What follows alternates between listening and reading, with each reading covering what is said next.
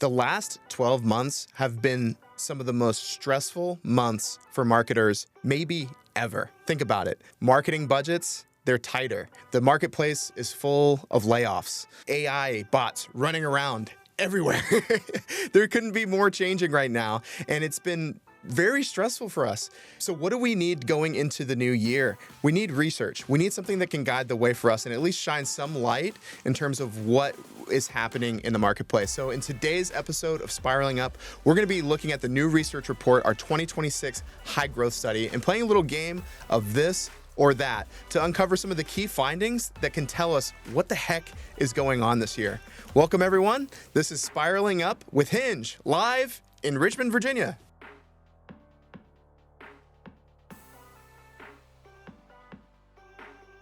Welcome, everyone, to Spiraling Up, the podcast for professional services, marketers, and business leaders. My name is Austin, and as always, but not usually, I'm here in Richmond, Virginia with my colleagues and co-hosts, Mary-Blanche Kraemer. Hey, Austin. We're excited you're here. And Joe Pope. We just had to fly to the Northern Hemisphere to get you here. That's right. Yeah. No, we're all here together live in Richmond shooting a couple of podcast episodes for you. Happy New Year, everybody. If you're watching on YouTube, make sure you do us a favor. Like the video, subscribe. We've arrived today in this beautiful podcast studio here in Richmond to shoot a couple of great episodes for you, and we hope that you find value in them. So like, subscribe, do all the things to support our channel.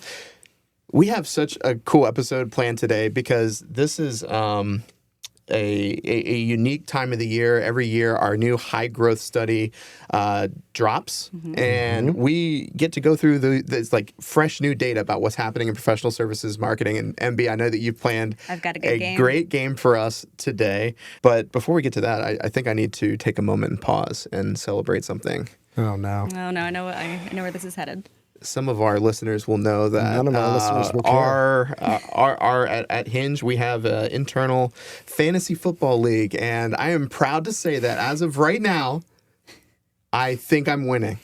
As of right now, I think I am the champion of the fantasy football league. I know for a fact, there's one game left. It's possible I might lose to someone else, but I know that I beat you, and I beat you. And that just makes me, and I beat producer John. So that brings a lot of delight to my heart. How does it make you feel, Joe? It makes me feel like I've looked at our demographics of people who are watching the show on YouTube, and I'm going to tell you that the percentage of people who don't care is high. Yeah, okay, Well, we care, Joe. And I would like to say that I got fourth place, which I have battled between second and fourth place for 4 straight years. First year, I got second. Second year, I got fourth. Third year, I got second. And then we took a pause. I don't think we did it last year. Yeah. And then I'm back at the number 4 spot. So, I didn't beat you, but I did beat Joe. So that's all that really matters. You're going to get like a banner. They put it up in the rafters. I beat Joe. We all beat Joe.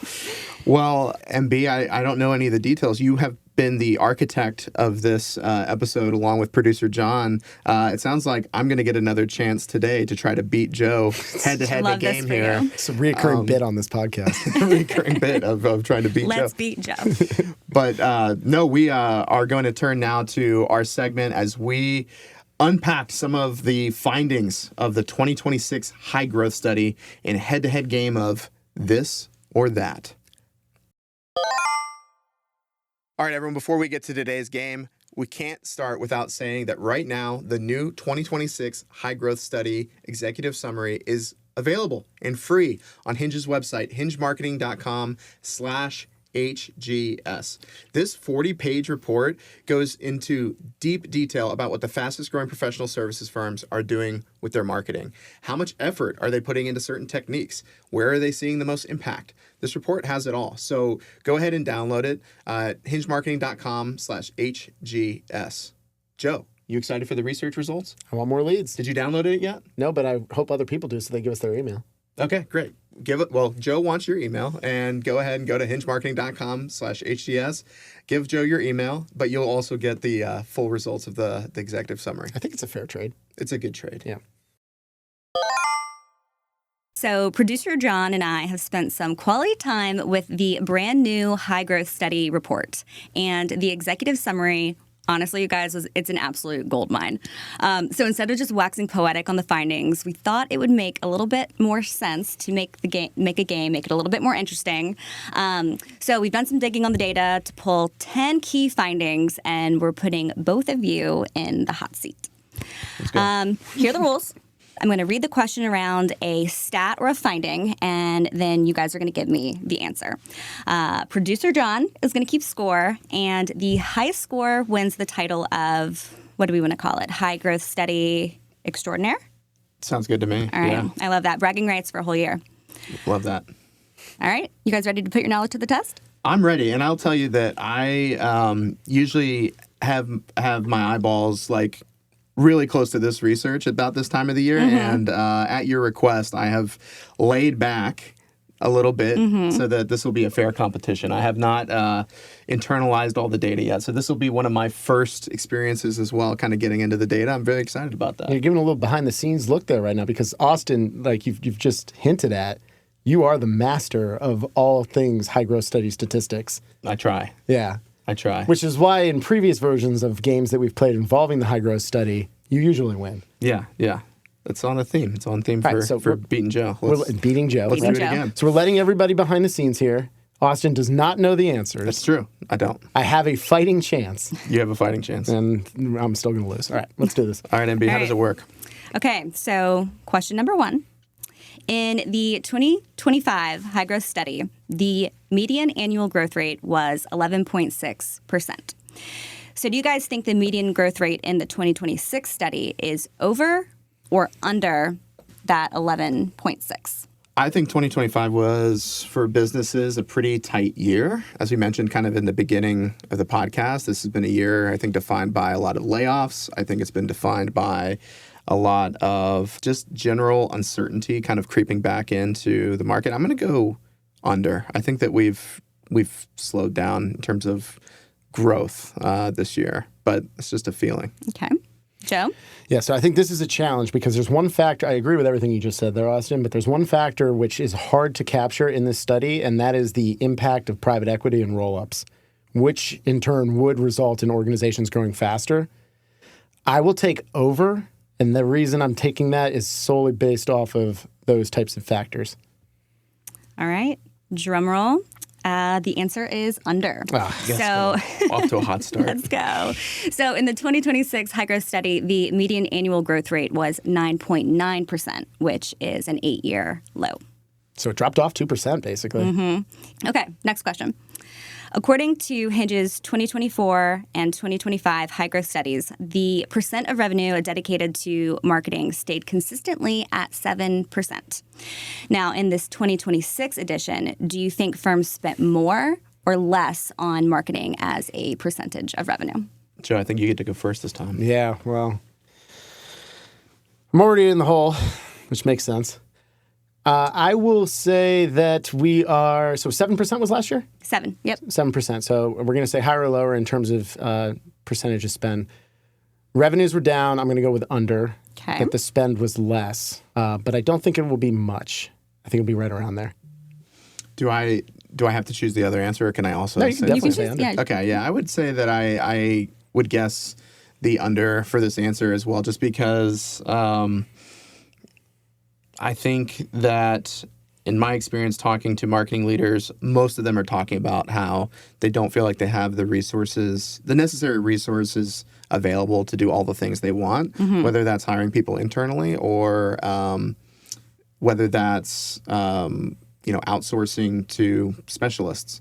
But I will say that one stat I do know from the high growth study is that the high growth firms are the ones that usually spend twice as much on average. Yep. And that trend's been going up. So, but for the general population, I don't know. I'm interested. Am I right? Are we right or wrong here? I'm going to go under as well. Okay. So you both went with less, and the answer is more. So in the 2026 study, the median percent of revenue dedicated to marketing increased slightly to 8%. Okay, so it is right around 7. Yep. So marking the first upward shift from a 5-year low. Interesting. Yep. Yeah, so I think that this is like what you were just saying there, Austin, in terms of where organizations that are growing faster do spend more money. But I think it's probably not on the internal staff, right? I mean, we talked about it already. There's anxiety when it comes to those types of things. It's in the specialist places. So I figured right around that number made a lot of sense, and it's coming through right around there. Yeah, and it varies greatly from industry to industry, right? We do every year a report, or it's every other year, with the Association for Accounting Marketing, and we know that accounting firms, if you compare different industries, they tend to be a little bit more risk averse in terms of their marketing budget, coming around about 1% of revenue. But it's those high growth firms, even in that research report, totally separate from the high growth study. Yeah.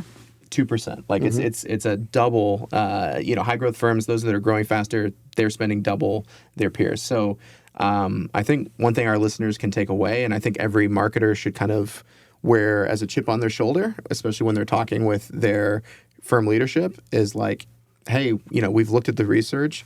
There's certainly a correlation between the companies that are spending more on marketing and those that are growing faster. So if 7% even or 8% sounds like, wow, that's a crazy marketing budget. Our company would never, ever fund that level of marketing spend. You can still kind of take with you the principle of this research finding and carry it forward. But no, very, very fascinating. We both got it wrong. So what's the score? I have not gotten the question right yet. Okay, cool. 1-0 still. Yeah, that makes sense. All right, next question. According to the 2025 high growth study, more than 50% of respondents identified incorporating AI and automation into their business as a top challenge. Now, in the 2026 high growth study, do you think more firms are struggling with this challenge, or are fewer firms? I really hope that the answer is more, because it seems that's kind of what it feels like, that every conversation in 2025 has been centered around integrating AI, using it for efficiency, upskilling your team to kind of use the tools more, test the tools in kind of safe and secure ways. So I'm going to guess that went up just based off of my anecdotal experience. Okay, so more firms for you. Joe? Yeah, I mean, anecdotal is the answer here, and I can't remember. And all I do is answer calls, right? People calling in to figure out from their perspective how an agency like Hinge can support them.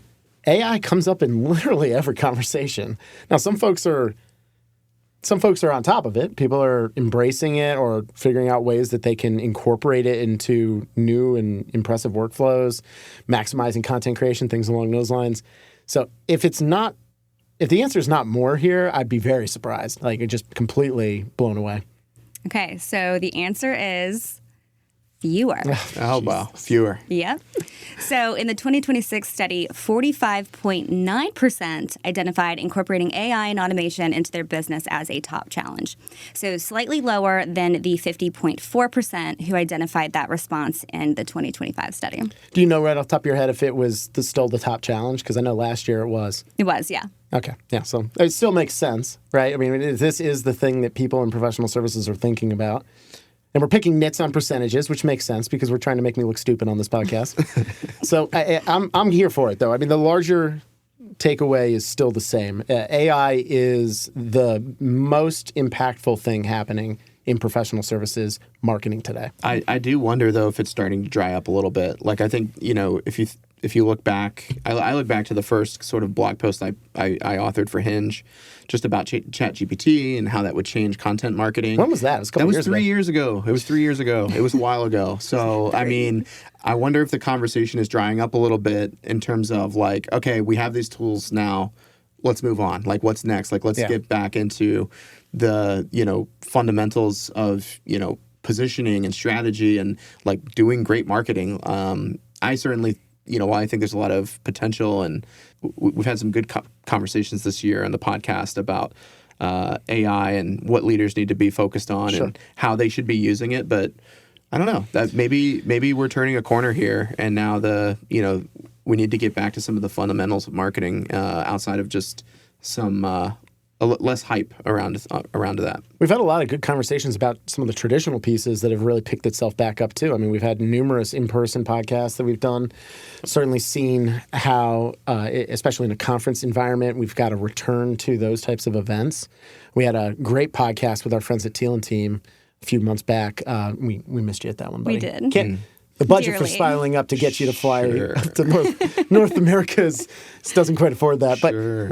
Okay. But yeah, I mean, we were able to talk with Paige and E at Teal and Team about the Hilton Trends Report and some of those different factors of putting together in-person events. And it's getting back to the basics in certain ways makes some sense. But to see that it's still the number one challenge, that checks on the anecdotal box. Yep. Okay, guys, so this next set of questions is going to be exclusively focused on high-growth firms, so data from 2025 and 2026. So which marketing technique did high-growth firms rate as more impactful? Traditional advertising, so print, radio, billboards, or PPC and display ads? I think, Joe, you get to pick first. More impactful. So spending money on out-of-home, billboards, things along those lines, versus digital PPC. I'm going to stick with digital, though I do think that some of the traditional spend elements have probably increased recently, aligned with the fact that just frankly, on the digital side, it's becoming harder and harder to do things organically. It's been harder to do things in the paid realm. So as organizations are looking to maximize and improve their marketing results, I do think traditional is on the way up, but I'll still take that if we're doing this or that, and that being PPC and digital ads. Okay. Austin? I'll go the other way. I think on the traditional side right now, I think a lot of people responding to our survey will sort of, by the way that our surveys run, like they will include things like, their conference sponsorships and some of that in terms of traditional advertising. In my experience, we work with a lot of companies. We do a lot of marketing audits every year. And traditionally, I see that a lot of these companies are perceiving that the return on impact is lower for their paid search and paid social campaigns. Mostly that's because of, the bigger strategy. It's not necessarily tied directly to the, actual X's and O's of, setting up a search campaign. It always ties back to like, what is the main call to action? What is the offer? What are what is the bigger, instrument of, driving the success of your search and social campaigns? And a lot of companies out there, while they might be getting right in some parts, I think in other parts they still struggle with that.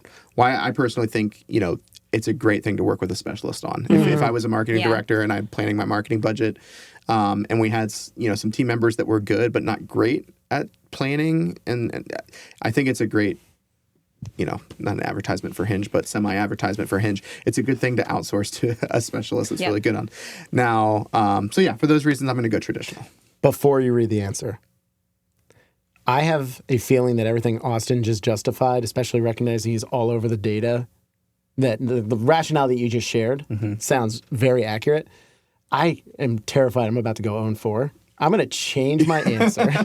I'm going to go traditional. You switched. And I'm going to justify it as the way that you make decisions in professional services marketing and the way you buy professional services in general is that you listen to experts. Yeah. This is your field. I'm going to change my answer. I'm going traditional. I flip-flopped. Oh, I love this. It is traditional. Okay, good. Imagine if you had flip-flopped and then we were both wrong. Yeah, actually, that would have been hilarious. It would have been a clippable piece of podcast culture. I know we recently recorded with producer John a roll-up of our last year's worth, 2025's year's worth of pods, and I'm sure that he would have loved to clip that one for 2026's roll-up episode. What's the threshold of questions that we get wrong where we just scrap the episode because clearly we don't know what we're talking about? Good. I'm glad we both got that one right. Hey, high five. Flip-flopping. Yeah. All right. Good for you guys. Okay, so the high growth firms gave this an average impact rating of 6.3 compared to the 5.6 for PPC. So that's similar, though. That's the stat. It's not that too far off. I'd like to talk to some marketing directors this year about how they're doing these more traditional ad campaigns, because I think especially one thing I do know about this sample from this year's study was that we got a lot more of the mid-size and larger firms to participate than we did in years past. In years past, our high growth study included a number, and it's not that we don't want them in the study, but there was a lot more of the smaller kind of consulting firms, 10-person shops or fewer. And this year, we intentionally, not that we always weren't intentionally doing it, but this year we made a very concentrated effort to get more of the larger mid-sized firms in, and they're the companies that are going to have those budgets for traditional advertising. So I'd like to talk to some people this year about what kind of campaigns they're running and finding this impact in. I think it's a good topic. All right, so our next this or that is a true or false question. Oh. So true or false? High growth firms spend twice as much on marketing compared to no growth firms. Oh, well, I think I already may have memorized that one and let that one out of the bag. So that I'm going to go true with that one. Yeah. I mean, we've seen that as well. You talked about it from the study we did with the Association of Accounting Marketing. The organizations that are growing faster than their peers spend more money on marketing. So is it 2%? Twice as much, for example? Or is it slightly less? I mean, I'm sure that there's a way to try to make us look silly here too. So it could be like just shy of double, but I'm gonna go with true. It's true. Yeah. Another point for you both. So in the 2026 high growth study, high growth firms spent a median 12% of revenue on marketing compared to 5% spent on marketing by no growth firms. Okay, so even more. Yeah. Right. Yeah, and I mean, like these actual percentages, I think the report always has like a little bit of disclaimer that the actual percentages might be a little bit higher, just because, we're not asking people for their exact marketing budgets. We're not asking for like exact figures, but we're getting as close as we can.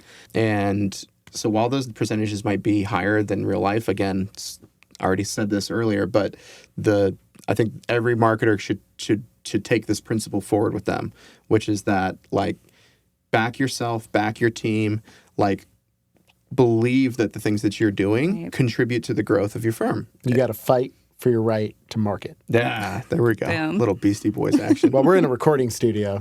I saw all You the had to gold get one in. saw all the gold records on the walls, so keep it going. All right, next question. This one's an over or under, so kind of a different version of the this or that. But 50% of high growth firms track leads by source as a key metric. Good question. Over Did we or ever- under? Did we ask this previously, Austin? Leads by source? Yes. I think the way that this works in the study is we ask how people would rate their company in terms of a scale of 1 to 10 in terms of how well they do at tracking their marketing metrics.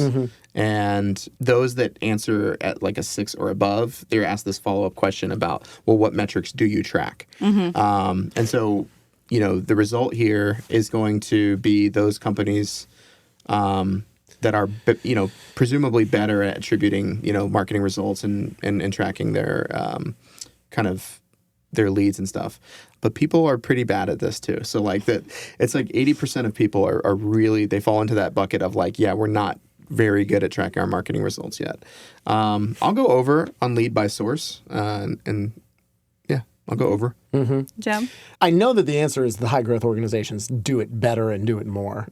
But I think the logic that you got to at the end there about how people are just generally bad at this, again, and this is now pure anecdotal, like people will come in and I will ask that question. Like, where do the majority of your leads come from? And I don't know is usually the first thing.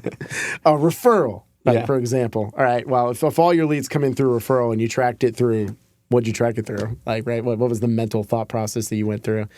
And also just people's CRM data is just total crap. So I'll go with under, and mostly just because I need to do something different, like you said, but it could go either way.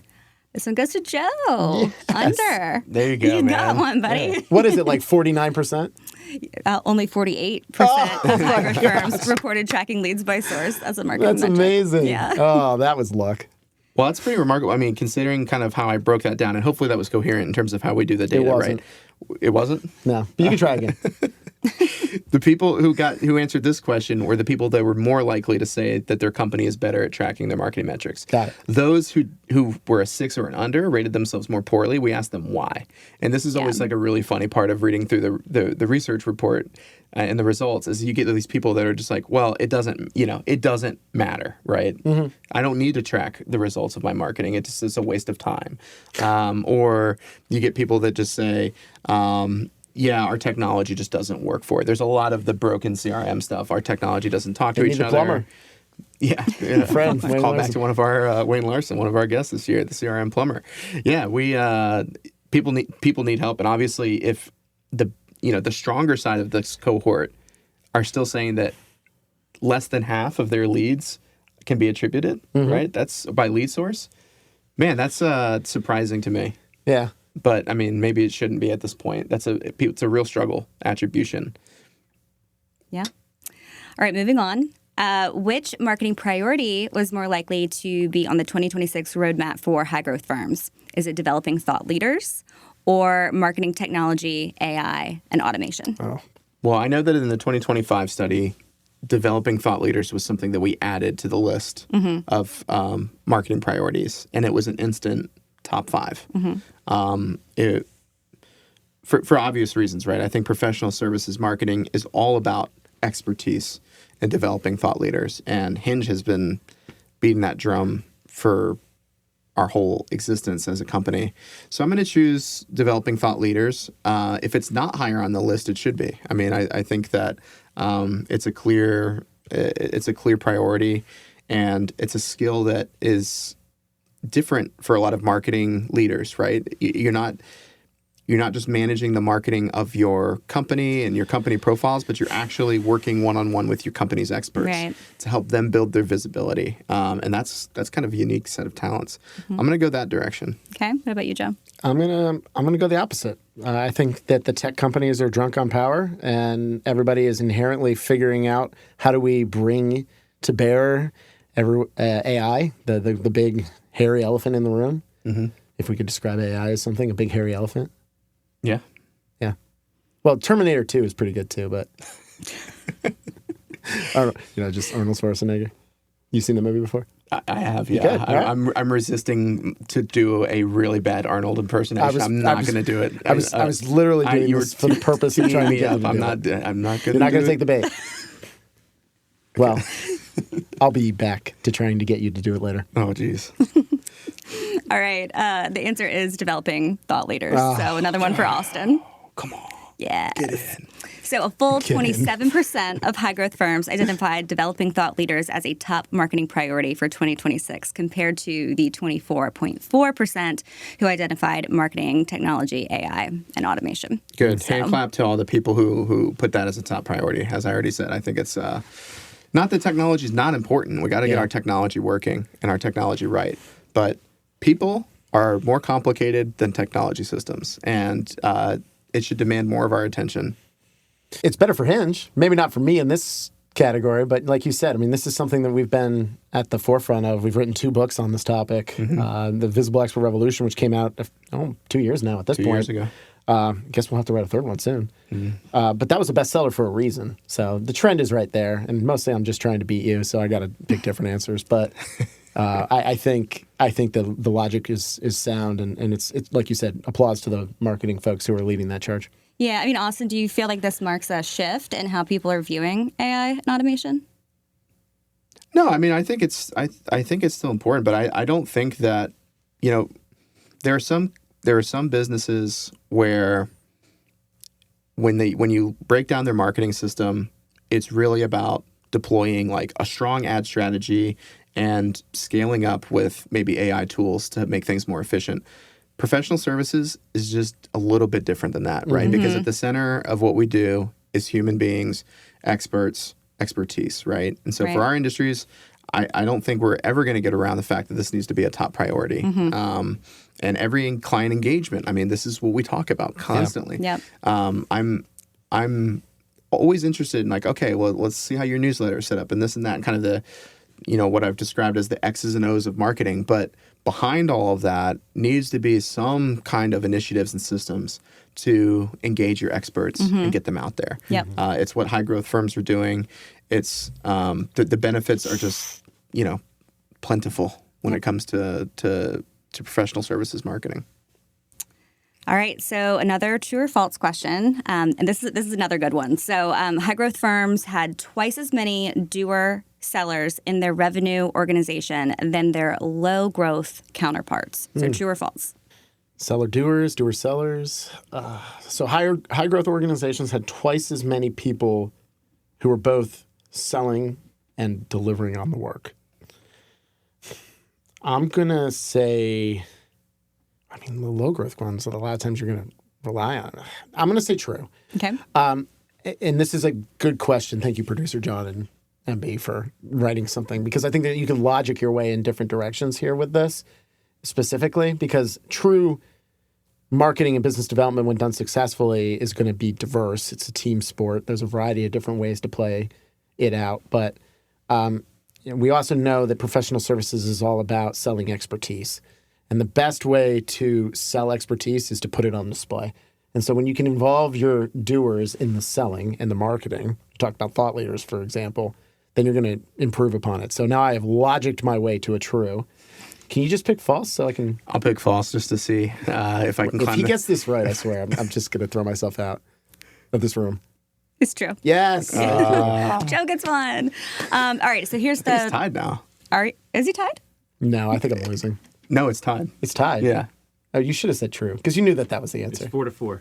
Oh, I love Thank you, this. producer John. 4-4. Okay, good. Well, we got to keep it. I mean, the listeners want to know who's going to win. We can't, let it be a There can blowout. only Yeah, be but one. I literally just told you to pick the other answer so I could get it No, right. I said it was false. I didn't believe you.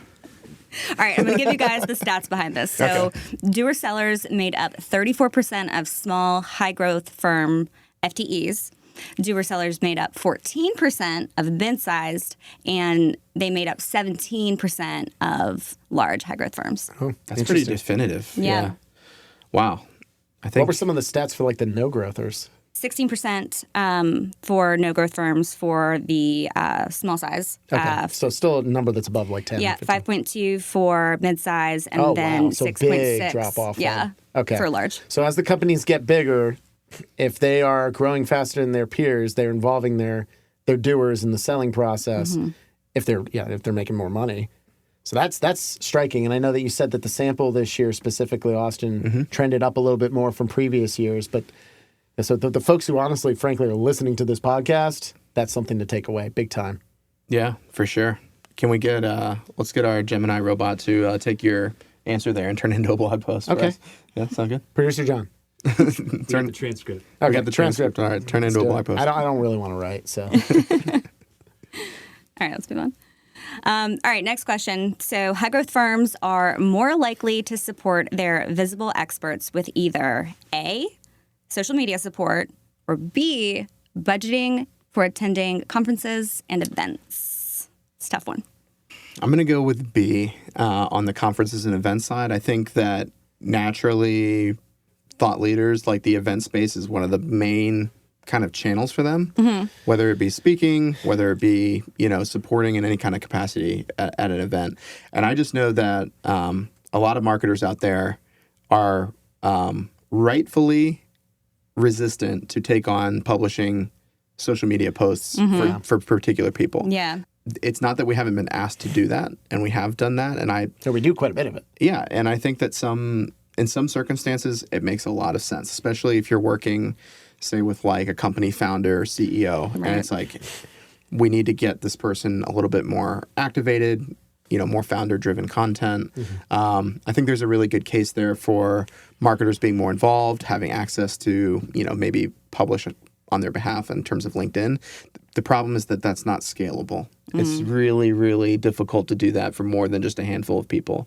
And so for that, but on the other hand, people could have answered this as a way to just say that, generally we're just advising our team, we're training our team. I saw some great LinkedIn posts this year about how some marketers are doing these creative LinkedIn trainings for their company, trying to get people to, just be a little bit more active and engaged. So maybe it'll be that answer, but I'm going to go the events direction. I'm going to go events. Great LinkedIn trainings, like the ones you deliver. Yeah. Oh yeah. Shameless self-plug. Yes. I will try. I will convince you to use more. This is likely to end up being one of those clippable moments where I like wax poetic about something and I'm wrong, but I am hard the other direction here. I think it's social media, and I think the cat's out of the bag in terms of how people are successful on LinkedIn, and it is not by putting up company posts. Oh yeah. LinkedIn has suppressed company-based posts unless you're paying for it for, years at this point. Some people know about that. And yet, we just heard in one of our previous conversations about how developing thought leadership is one of those previous questions. Developing thought leadership is super important. It's a high priority type aspect. If we're talking about diversifying where that thought leadership goes, it then translates itself to social media, which is the nice logical place. And if we're on LinkedIn, that means it's got to be focused around individuals, not companies. I'm going to say that companies that are growing faster than their peers are spending more money on social media promotion of their experts. All right. All right, drum roll. It's social media support. Yes. Wow. Yeah. Oh, no. Joe takes the lead. Oh, I'm like a closer. That was in my hands too, and I blew it. And you did blow it. Interesting. What You're is the one who gives social media training. Yeah, I know. I thought events would edge it out a little bit. What does this research say? Yeah, so this year, 54.3% of high growth firms identified social media support as an investment in their visible experts, compared to 47.4% who identified financial support for attending conferences. I have a feeling that when you remove the high growth piece of that and you just look at the larger study, that the event one is going to be higher. Interesting. Because we've talked about it. So the return to traditional type activities and things along those lines. Mm-hmm. But the higher growth ones have their eye on that thought leadership side, and that's probably what carries the Yeah, day. well, I mean, I know that social media marketing is a priority for high growth firms. It's there's no getting around that. Where I think the big challenge is how marketers are handling that. And as you said, Joe, like what we do on our company profiles, it matters a lot maybe for recruiting purposes, but and a lot of companies are using like these secondary channels like Instagram for more of like the company culture purposes. But really, I mean, to be more visible, to grow the visibility of your company, it's about scaling how your experts get out there. So yeah, good thing for people to take away. All right, fellas. We have a winner. And it is Joe with a score of 5, Austin 4. You squeaked in. I did squeak in. I finally did You it. broke your Yeah. losing It's streak. the first time I've won something on this podcast. Hold on, though. The Wait. judges have gotten together. And we are actually Judges? taking 1 point away from Joe for changing his answer halfway through. Can't do that. Why Against the can't I rules. do? There was no rule that said I couldn't It's change against my the answer. rules. The judges The ruled judges that. have decided. So it's Judge- tied. What are we doing at time? Which judges? The two of you sitting right there? Did you just decide that I can't win? Well, producer John and I anticipated that this might happen. So we have a That I tiebreaker. would change my answer, or that you would take it away from me? Maybe a little bit of both. Oh, God. And so we have a tiebreaker question for you. Winner takes all. It's good, man. The listeners get one more question answered. Come on, don't Bragging be a, rights don't, for a don't whole be a year. sore loser. Don't be a sore loser. The person who Well, it's always not, actually, you loses. haven't. Yeah, no one won yet, so you could still win. Sure. Okay. Tiebreaker. I'm into it. Let's go. All right, Tiebreaker. let's go. Now, without going over, what percentage of high growth firms said they plan to learn more about AI in 2026? Without going over, is If this you- the if you Price get- is Right? Maybe. Do we need to write these down? No, that's Jeopardy, dude. Yeah. Okay. Who gets to go first, though? Yeah, she took your point away. I won, Why don't so you go first. You want me to go first? Yes, that's crap. That I won and it has been taken away from me. What So you go first. percentage of high growth firms said that they plan to learn more about AI in 2026? I'm going to say 75%. 75%. Okay. Well, as this is The Price is Right, I will be going with 1%. $1. Oh yeah, a very strategic move. Maybe I shot too high there. That was exactly why I went with 1. Drum roll. 85.2%. I thought. I actually thought, and I started really doubting myself that maybe I went way too high there. 85.2%. All right. 85% wanted to do more with AI. So MB, what does that mean? Who's the winner of the means that podcast? this is the most rigged podcast of all time. I have Can't no wait for next year's marketing draft where I'm guessing I'll pick last again. We can do, yeah, well, I mean, did you come in last place? So maybe you'll get the first round pick this time. Oh, Because it's reverse, right? right. Yeah, like the fantasy football too. Yeah, exactly. Sure. Okay. No, that order will get randomized and I'll finish last. I will say that maybe that win has an asterisk by it, but a win's a win. And win is a We win. do. We need like a full list of our wins so we can keep score. I don't think we have that. Yeah. Get your girls to do an arts and crafts for that. I love that. Yeah, The little sure. scoreboard. We'll just like keep it behind us. All right. Well, Well, that concludes this episode of This or That. This is another episode of Austin winning a game on a podcast. Thanks everybody for tuning in. But no, I will close this out here and say thanks to everybody for listening. Hopefully you found this fun, insightful, entertaining. That's why we do this podcast. We hope you find it valuable and helpful. The new 2026 high growth study is now available. You can go to hingemarketing.com/HGS, high growth study.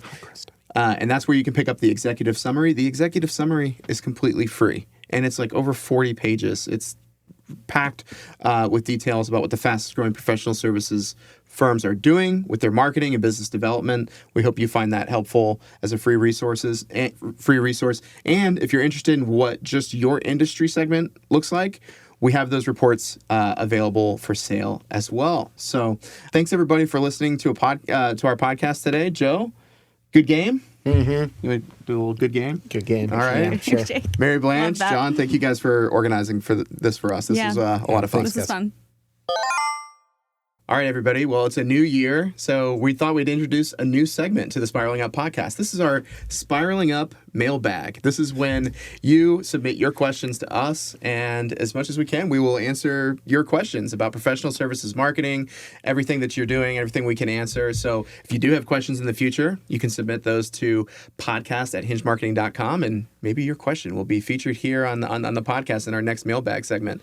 And since we're doing a new segment, I thought we'd bring in producer John here. John's on the receiving end of these questions, and so he's going to help us out in reading today's questions. So excited to do a new segment with you, John. Austin, thanks for having me join this segment. I'm excited to do this mailbag with you. We've been flooded with questions from listeners of the Spiraling Up podcast, and I thought this would be a great way to kind of bring their questions to you and have y'all answer some mailbag questions. All right. So, should we dig in? Let's do it. All right, let's dig Send it. into the digital mailbag here. We should really get a bag that we can pull these out of. I thought that there was a chance we were going to sing the Blues Clues song. Mail time. Okay, that didn't go as we thought it would. We're in a recording studio. We got to do it. We had to give it a shot. All right, so pulling out our first question is from Francis, who is the marketing director at a government contractor. And Francis says, our website sucks. We believe it's actively losing us business, but the owners refuse to pay for a new website. Oh, How gosh. can I convince them that it's worth the investment? Joe, let's start with you. I mean, I can't tell you how many times I've heard this. There's some version of this. Let me see if I can describe this website for you, too. Francis's government contracting website. Yeah, that's right. Homepage. What do you think's on it? Washington Monument? Could be that. Austin, what do you think? American flags. American flags? Yep. Old buildings? Maybe an eagle? Oh, an eagle. That would be good. Probably, it's Points got to for be an an eagle. eagle. And I'm sure there's about 50 logos of agencies that they may or may not have worked with. Mm-hmm. Yeah, I mean, this is a perennial challenge in the government contracting focus, especially if you're talking about defense and those types of areas.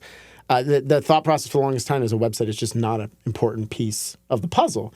We're doing RFPs, and we've got boots on the ground at events and doing the capture process. But, I mean, that story ended years ago. And research that I know we've talked about extensively in the Spiraling Up podcast has disproven the importance specifically in the government contracting area, where if you do not have a website that does represent not just who you work for, but how you do it and how you solve their challenges and things along those lines, you are going to be missing out. It is also one thing that I know we've done through associations and groups like PSC, Professional Services Council.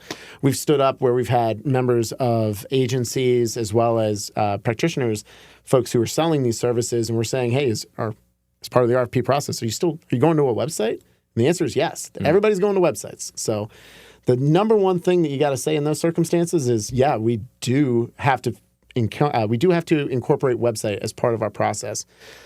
How do we convince them it's worth an investment? That's the big challenge here. So, how much money are we going to spend on this website? Yeah, I mean, there's a bunch of ways to answer that questions, but I mean, one easy way is, well, let's look at the competitive landscape, right? If you're submitting an RFP and you're submitting against 3 or 4 other high quality, firms with a good reputation, go and look at, their websites. Yeah. And how does yours stack up? If you're like Francis here and your website is subpar, suboptimal, it has it sucks, Austin. He says it sucks. Yeah. Those were Francis's words. has a lousy design, undifferentiated. All the ways that websites can be bad. That you might not think it's as important, but it leaves an impression there. And so, Absolutely. I mean, if you're trying to have a conversation with owners, I mean, there's a lot of directions to take this. Joe mentioned the research. it's never been more important to have a strong website. We always say that your website should be your hardest working employee. Yep. Number one asset. And if yours is not, if yours is hindering, if you even catch a whiff that your website is one of the reasons you're losing business, that is the only reason you need to jump on it. But I understand that that's hard, and that owners, websites are expensive. Finding the right website vendor is not easy. But take a look at those competitor websites. How do you stack up? Yeah. What are they doing that you're not doing? I mean, you can think about this for the way that you go to market and do marketing as well. But that's one way you can kind of distinctly show, like, here's where our competition is at. Here's where we're at. We believe this is one of the reasons we're losing. Government contractors love PowerPoints. So make a PowerPoint. Just take screenshots of your website versus your competitors' websites. Yep. These are all golden nuggets of advice. Well, Francis, if you are listening to this and you're watching this and you want to go a little bit deeper, reach out to Joe or Austin and they can help you out with your website. If you're a government contractor watching this right now and you are in Francis's shoes and you want a new website, reach out to Joe and Austin at Hinge and they'll take care of you. All right, so this next question is from Margaret, who is a marketing director at a regional accounting firm.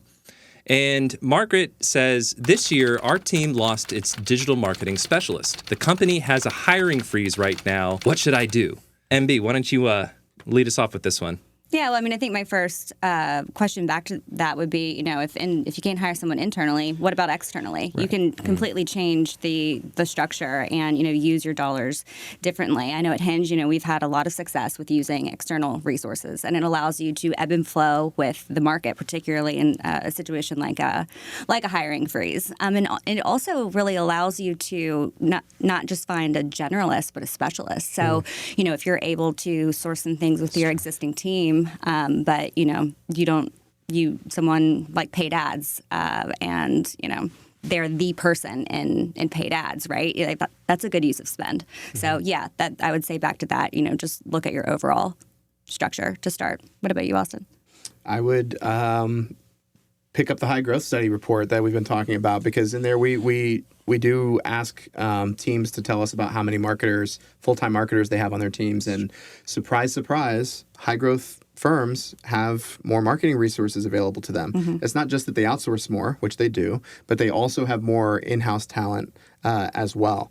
And so if I'm having a conversation with firm leadership about, hey, we need more hands to do all these things, right? Marketing has evolved so much. It's not just that we need, help on the digital side. Like, we want to scale up and do more events. Well, doing more events takes a lot more. It takes more hands, right? Mm-hmm. We want to have more hands-on training to get our visible experts out there doing more things. That takes more hands, right? There's just some things that, as much as, Hinge can be a trusted, outsourced partner, and we are for a lot of clients, there's some things that in-house you just need some marketing bandwidth to do it really well. Yep. And it takes time, and and some of those things require building trust with people. Again, so it's like things that would be really hard to outsource. So I would turn to the data and make a good, compelling case. Why do you need to replace this person? But then come prepared to have a really substantive conversation about why your marketing team should be larger and how it would benefit the firm. I thought you were about to drop that Hinge is your trusted advisor line. No, yeah, I know that would immediately get me banned from the podcast. That's right. Yeah. So what I hear you saying is get creative with outsourcing to external service providers. Look at market research and maybe push back a little bit on the hiring freeze and kind of bring some rationale as to why those hiring decisions need to be made. Well, and be clear about what you're looking for. Be clear. Make it crystal clear what skills you need and what how a new person would help and fill a role. Excellent. Those are all really great points. Well, if you're struggling with how do I get past this hiring freeze, how do I make the right case for adding marketing headcount, give us a call at Hinge, talk to Joe, talk to Austin, talk to Mary-Blanche, and they can help you out with some of these questions as well.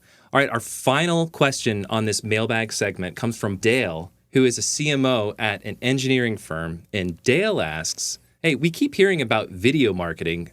Most of our team is remote. What are some scrappy ways that our team can get started with video marketing for the firm?